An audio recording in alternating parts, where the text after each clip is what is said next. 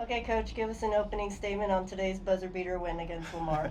Yeah, exciting game. Again, every time we play Lamar, it feels like it's nip and tuck.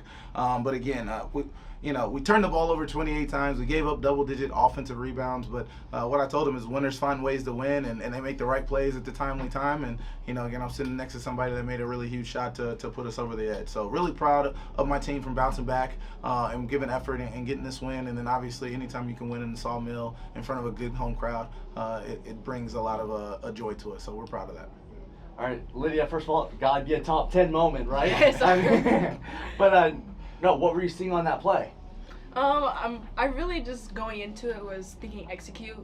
And then I had one of the assistant coaches on the bench telling me, if you get the ball, just shoot it. So as soon as it touched my hands, I just let it go. Yeah, and Coach, last We need to get that assistant a raise. What's that?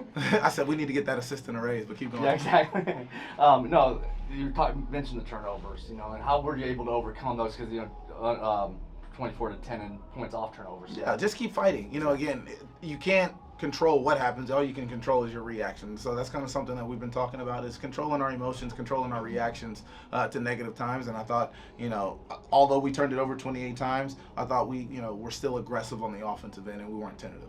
On that play, that last shot, what were you seeing from your perspective? My perspective was I drew it up so that her and Monty could have an option on it, and I knew that they've been fighting and trying to find Monty the whole time. So I knew Lydia's been shooting it well the last few games, and so I was like, all right, it's kind of a wishbone type of look, and Monty wasn't open, and then Lydia found a way to get open, and so I was like, she turned the wrong way, and I was like, time is going, but she found a way to get it up out of her hands in time, and when it left her hands, I was like, that might go in, and then it just went in. So I was really proud of her for understanding the clock and getting it up in time.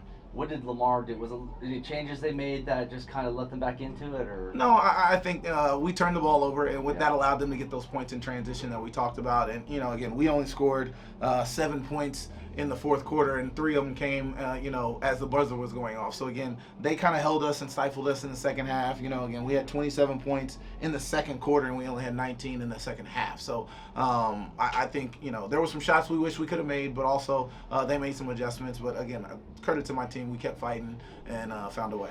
What was the crowd support like today?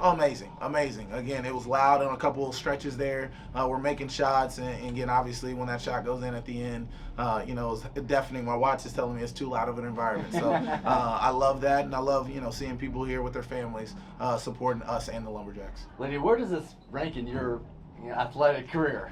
Definitely a top 1 moment. I don't think I've ever made a shot like that to win a game. So definitely, I'm very grateful, and all glory be to the Lord for real. Were you trying to act like your husband there? I mean, I literally he hit that mentioned buzzer beater in the 2024 WAC tournament. Now we've got a husband and wife duo that have hit buzzer beaters. How did it feel? It felt good. It was definitely a full circle moment, and that was one of the first things I told my teammates when I went to the locker room. But yeah, it felt good. We will see you guys when you hit the road next week. Yes, ma'am. Congrats, Coach. Thank you. Axe 'em Jacks.